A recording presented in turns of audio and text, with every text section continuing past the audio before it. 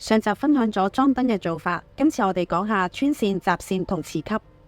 模型上面各樣嘅燈，我哋係透過晶片去產生唔同嘅燈光效果，而供電嘅方法就係用咗磁吸。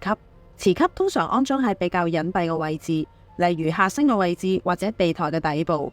而呢個 Opamine 我哋會將磁吸裝喺裙夾嘅下方。磁吸面係接駁磁吸頭去供電俾晶片，焊面上邊有5個焊點，中間點係正極，其他4點都係負極。將漆皮線開皮，正極線焊中間點，負極線焊其中一個負極點，咁就完成接駁。而家要喺裝磁吸嘅位置鑽一個窿，將2條線穿入去，用 UV 膠固定，咁磁吸頭就裝好啦。點解喺未走線集線之前就裝咗磁吸先呢？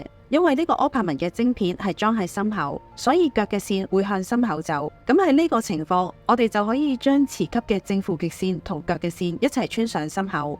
走線嘅路徑會喺隱蔽嘅位置同唔影響佢嘅活動性。喺要穿過嘅位置轉窿，再用 UV 膠固定啲線。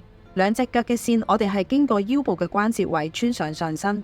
而家到隻手，手槍連手裝咗2隻色嘅燈，加埋有6條線。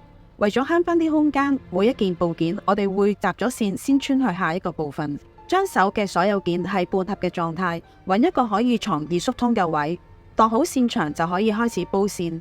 留意盡量預留長多少少，以防日後需要維修或者其他原因要打開翻件件嘅時候，集線位唔會因為太短太貼而令件件拆唔開。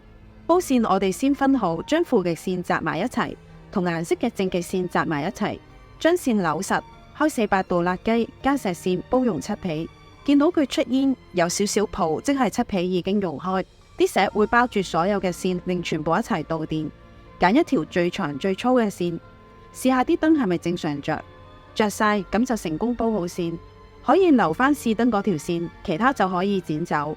跟住用熱縮通包住佢，包嘅時候要小心，將石位同線口位完全包住。